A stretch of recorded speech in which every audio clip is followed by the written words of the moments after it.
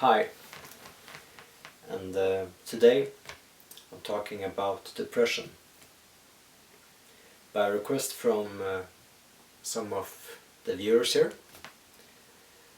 and that's something that I've been dealing with the majority of my life to different extents.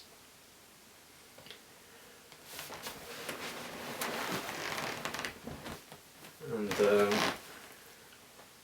with time, as most things, you learn to live with it. It's easier to cope with. And for me, I've had my share of traumas through childhood, being an introvert, attempting to live among less introverted people and being more of an extrovert, and trying to fit in or doing what other people do, like sports or attending classes at school. But already in second grade I stopped being interested in that, and more often than not I would instead go out into the forest, and that's where I started to learn more about myself and my place in this world. And of course, by then I had learned the basics of reading and writing, so there's not really anything that the school could teach me that wasn't already in the books that would be available for me from the library or other places. Because after you have learned the basics of your language or other languages, like here in Sweden they start teaching us English in I think it was like the third grade or fourth grade, and around that time it's not too far until you get to choose a third language as well, which is usually either in-depth English, which it really wasn't at my school. That was a bad excuse for people that were stupid or lazy to not learn a third language. They would use English as an excuse to just be lazy, while the rest of us had to choose between Spanish or German. And because back then I knew of metal bands or black metal bands from Germany, but not much from Spanish speaking countries, so of course I choose German back then. I can blame Bethlehem for that, I guess. And I don't regret it, but of course I regret not paying more attention, because I used to be able to speak it and read it, but nowadays, because I'm not using it a lot, if I try I can read it, but I really can't speak it. I can't really do much. But back to school, or the lack of indoctrination, as I would call it, that's where I was starting to be aware of my place in the world, which is coming to terms with solitude and not being around people, and accepting that that's most likely where the majority of my life will be. And regardless if it's my fault or others, that's something that I need to cope with and deal with in a constructive manner, And in the beginning, a lot of it was more destructive than constructive. But without the right resources or guidance, it can be hard to tell those two apart. And today, almost 2 decades later, it's far more easy to research on the internet what you need to find, but back then you needed to go to a library. And of course, I read what philosophy and psychology I could come across, but it was pretty limited back then. I'm not saying that you can't find it in a library, but in many cases, if you don't know what you're searching for, it makes it way harder to actually find it. Having some hints or clues is what makes the difference. And that's where it comes back to your own accountability, that you need to take charge of yourself to find your place in this world. And I learned pretty early that even though back then I didn't have a name for a Vemodsorkestern or hypothermia or a symphony to the void or consider suicide or life lover or Cal or whichever project that you might recognize me from. Because today my name Kim Karlsson means something in some contexts, but back then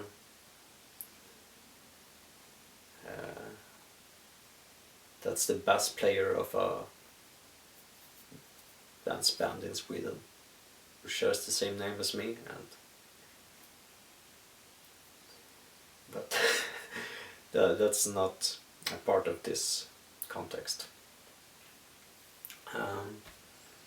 What I'm saying is that it took me many years of basically running headfirst towards the abyss and breaking through all the levels that you can imagine to reach the bottom.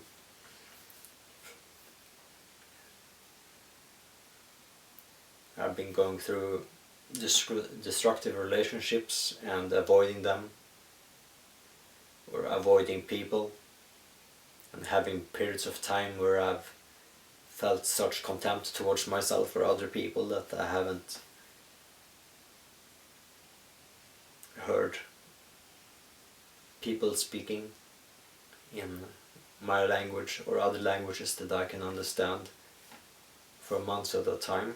I've been isolating myself away from electricity. I've been living in cabins and cottages without electricity, and just forcing myself to be nothing but myself, and to accept my limits and my flaws, and to either overcome them or learning to live with them or surpass them. You can use what words you want. Doesn't really matter what you call it in the end, because it's all about what happens next. And in many times my way of dealing with depression has been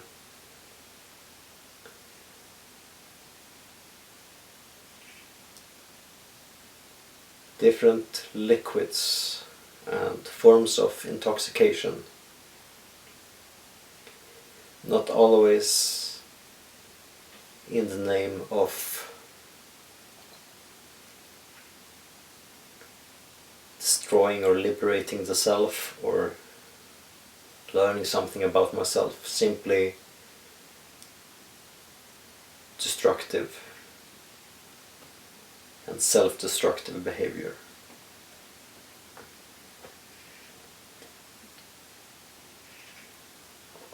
That's something that we all come across in life, I think.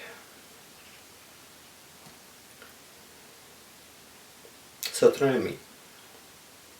And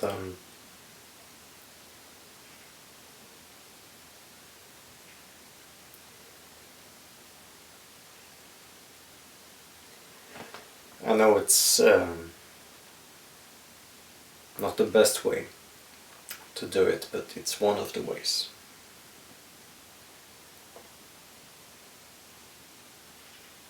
Know your options, or learn from them, but not necessarily live by them. In the end, any theory can be disproven.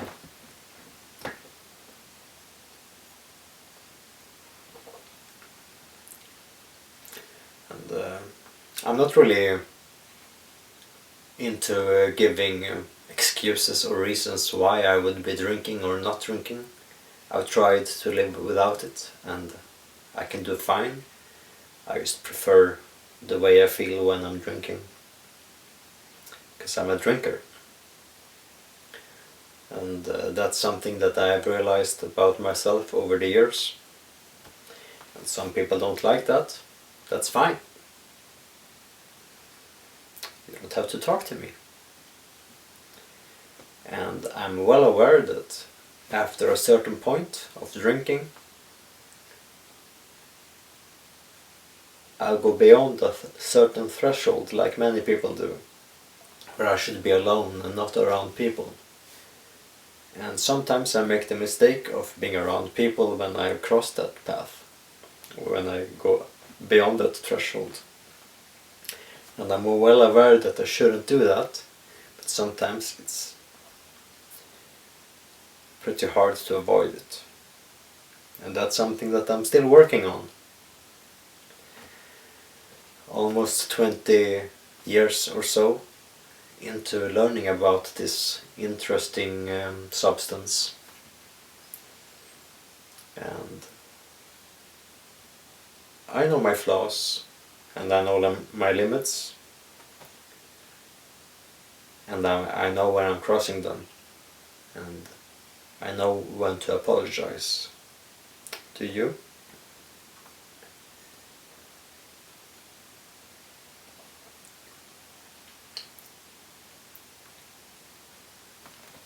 So I rarely black out. It happens. And for each of those moments I sincerely apologize, because that beast is no longer me. That's Satan just wanting a demon to do his work for him. And I can't say anything else, but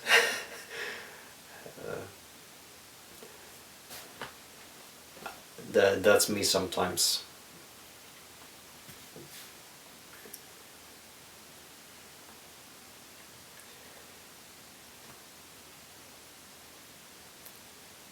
So if you're running into the shadows,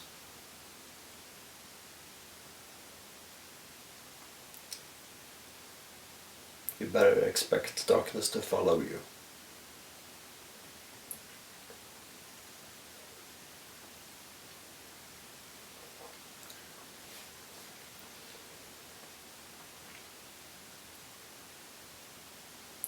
And with time, I have learned how to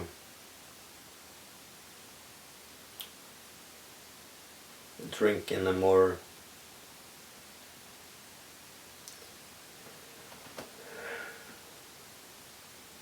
responsible way, I guess. The irony is that it's easier for me to drink responsibly when I'm alone than when I'm around people, because you make me nervous and self-conscious And I know that's not your fault, that's entirely mine. Because that's my relation from me to you. And it's my responsibility to fix that, not yours.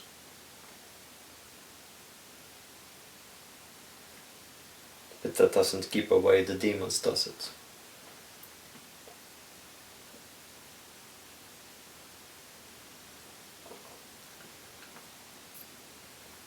And once again, it can be something constructive instead of destructive. It can turn into music and poetry, comedy, all glorious things.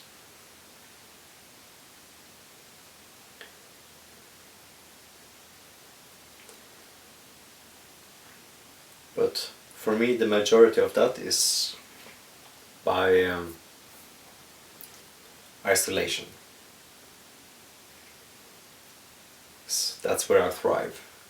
That's where I see and hear clearly.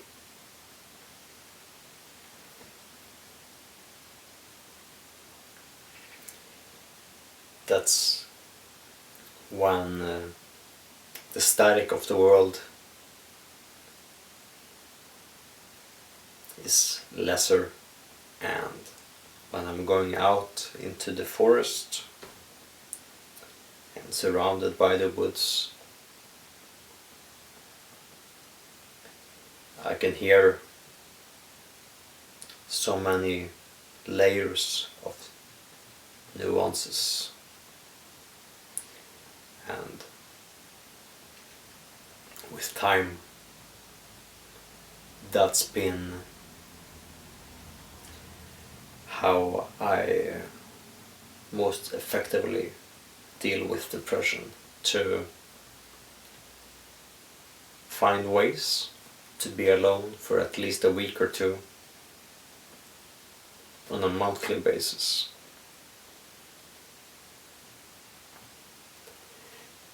Because then I can focus on making art in forms of music or pictures or paintings. And when I can't do that, I'm getting closer and closer to a breakdown. And that's what happened to me a few weeks ago, when I changed from being alone for more than weeks up to months, with just a few days around people, then back to weeks of solitude, and immersing myself into that creative space, which then becomes destructive instead of constructive too. Sometimes if you have too much of something good without something to balance it out, it doesn't have to be bad or negative or destructive, but it has to be something else. You can't be static. You have to find different ways to say the same thing or feel the same thing.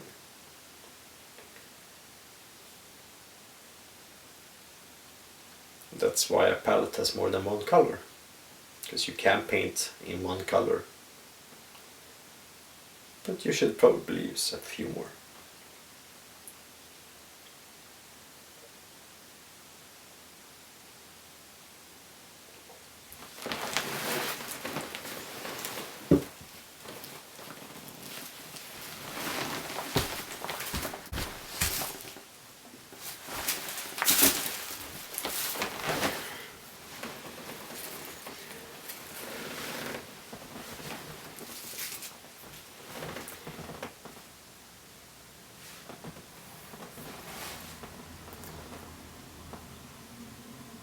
And with time, from in the middle of hypothermia to early in the stages of life flower,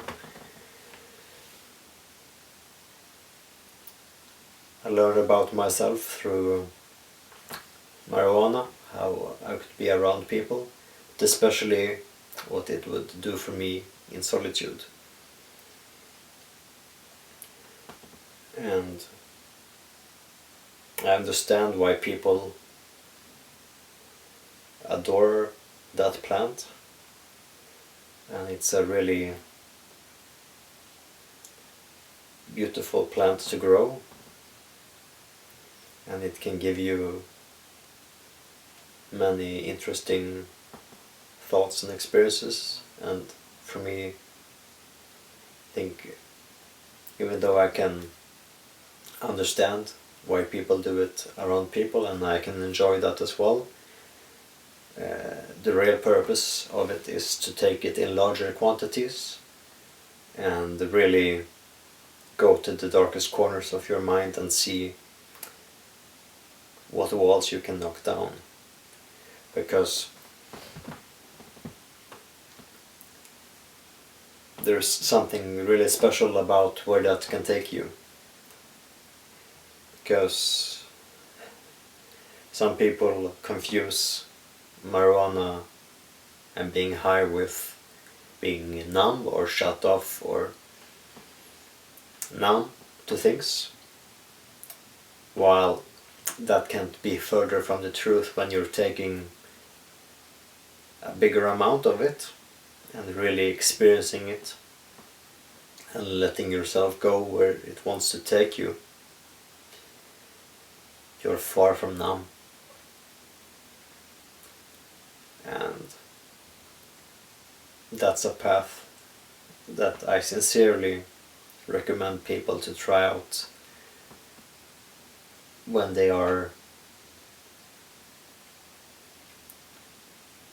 old enough, preferably 25 and above, to really see where they are in the world and where they see themselves, because it will bring out any form of self-doubt or paranoia and force you to deal with it.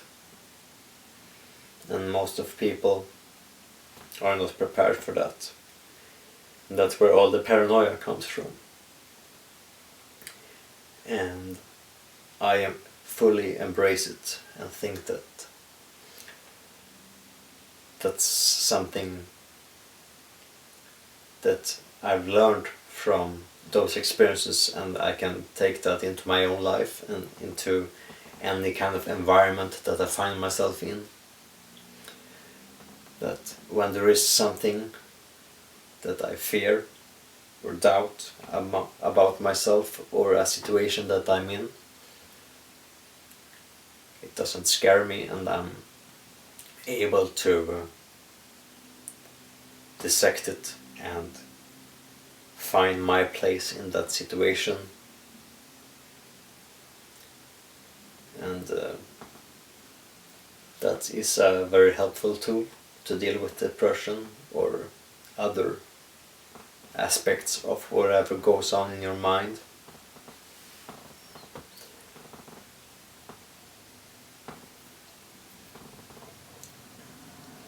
And obviously that's not too far away from more psychedelic experiences, where you can find those plants all around us in nature. Most countries have their own versions of it, and of course we have the internet, and most people have a friend or a friend of a friend that can give you something else. And instead of going several weeks into meditation and isolation to find that corner of your mind in the palm of your hand, and after an hour of waiting, after putting that into your body, you will find yourself there.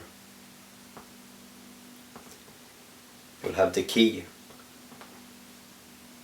to the realms that I travel every day.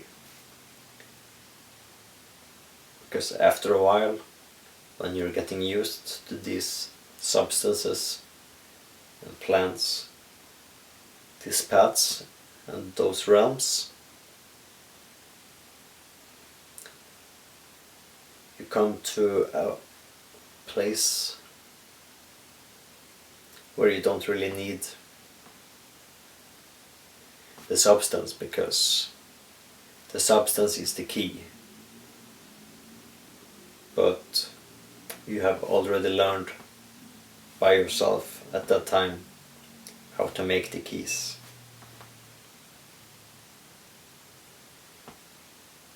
The doors are already opened. And if you're not sure how to do that, well then, I'm here for you, and I can help you with that. That's what led, among other things, to changing consider suicide from something that I was thinking about to doing.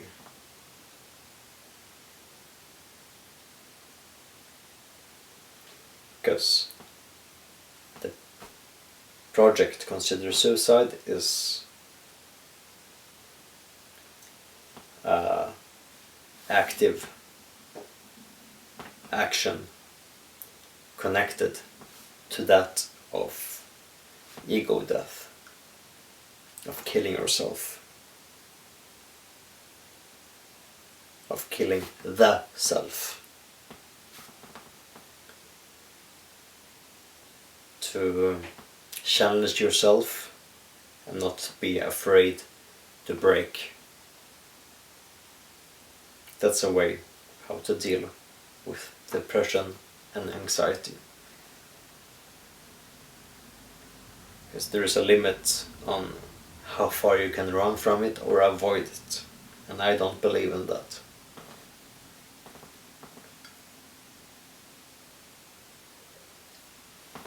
It doesn't mean that I don't do it.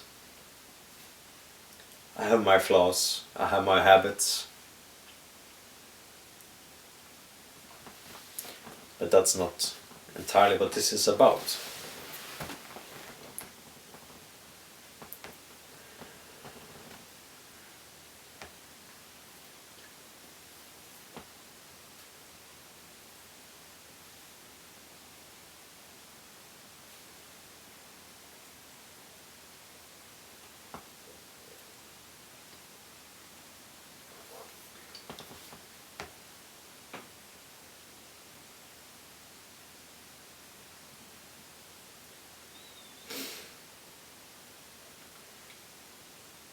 Because for me, that's what opened my mind and my eyes to some truths about myself that I didn't really pay attention to previously in my life. And that's where I learned what I needed to do as an artist and as a person to achieve progress in my life.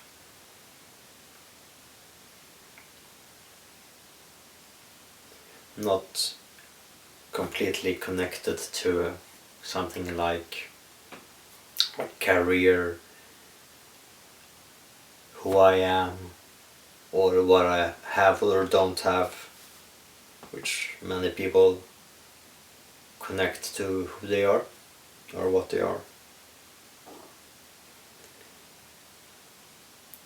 Because I'm not my belongings, but to some extent I am the product of that. What I managed to pass on in this world, or what is beyond it.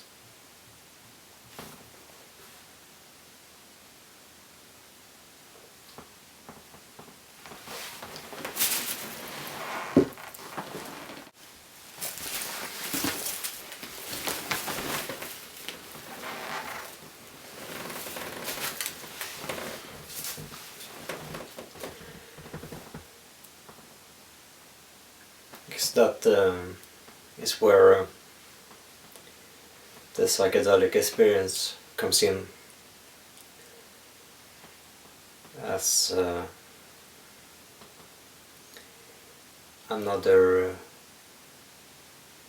form of catalyst to what took my own self and hypothermia to a very important stage for me, because it was after works like Skogens hjärta, The Heart of the Woods, but before my more current works, which were deeply impacted by those experiences that I had. Because I learned how to, in a more conscious way, analyze myself and my decisions, both current and past. And I think with the right guidance, or with the right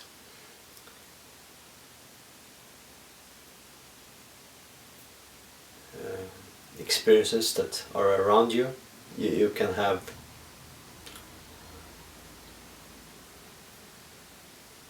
really boundary breaking experiences with psychedelics that I haven't really experienced anything similar to it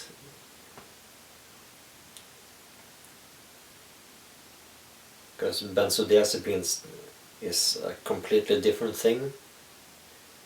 That's more like learning to cope with something, but it shuts your impulses off, which can be useful, but that's not really different than wearing sunglasses when you're in the sun. It doesn't remove what you're escaping, it's just blocking some of it. And I think that's what makes things like LSD or mushrooms so interesting and so useful, at least for me and many people that I know. And I'm not saying that other substances or therapy for that matter can be used for the same ends, because they can, but as I mentioned previously, you're getting somewhere within an hour or within a few hours, as most of you know, or those of you who don't, I can tell you that generally you can experience this heightened sense of mind and mindfulness for 6 to 12 hours, and you reach it by 1 hour. Well, if you're meditating by yourself and really getting into your own self or beyond it, that will take weeks, months, years, depending on who you are and where you are. Or if you're going to therapy, obviously the first session isn't going to be enough. You need more. So that's what makes this so powerful.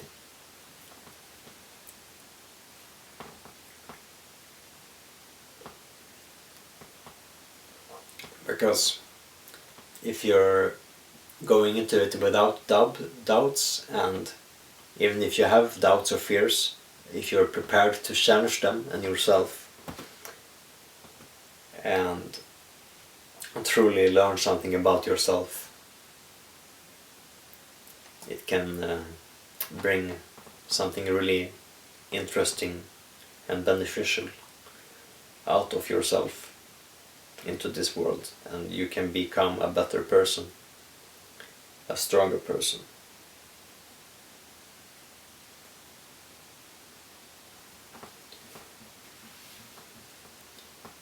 And the things that I learned from these experiences is something that have helped me, at least on a personal level, tremendously, in how I see my depression and anxiety, and how I discover or notice more easily where my habits start to take root in different behaviors that I have in life or in my day-to-day experiences as a person that has various diagnoses, like living with the Asperger for me has been a challenge at some extent, but I managed to find ways to make it work for me. I know where my limits are, and I know when I'm doing something counterproductive, but that doesn't mean that I won't do it. And that's where I'm asking for understanding and forgiveness, because sometimes I just can't escape my own mind and my own flaws. And every year there is less of those actions in my life, but I'm still struggling with it, and sometimes anxiety takes even the best of me.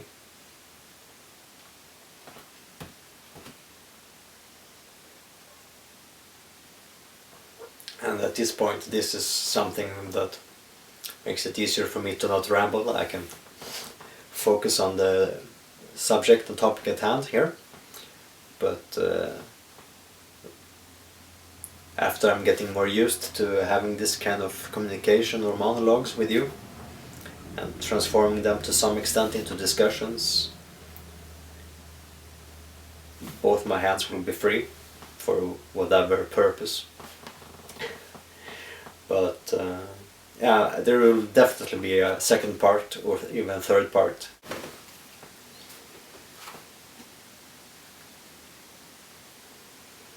Thank you all for watching this series about depression, anxiety, psychedelics, and obviously we need to talk about this further, and if you have questions, please let me know in the comments here, because this is part one of I don't know how many.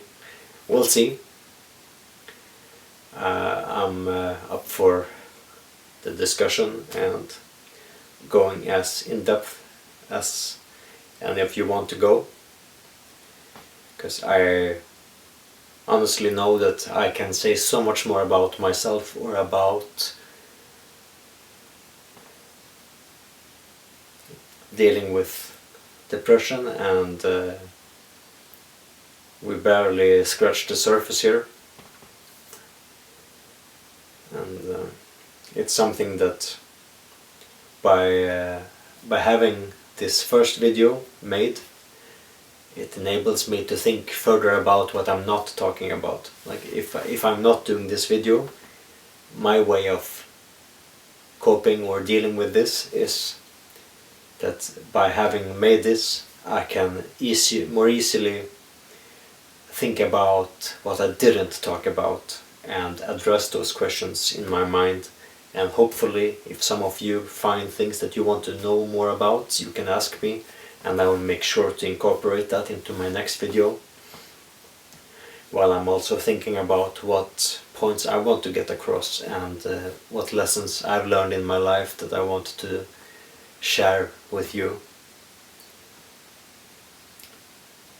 So that's it for this time, and as always, thank you for listening and watching, and subscribe if you already don't, and if you know someone that might benefit from hearing this or watching this, share it as much as you want.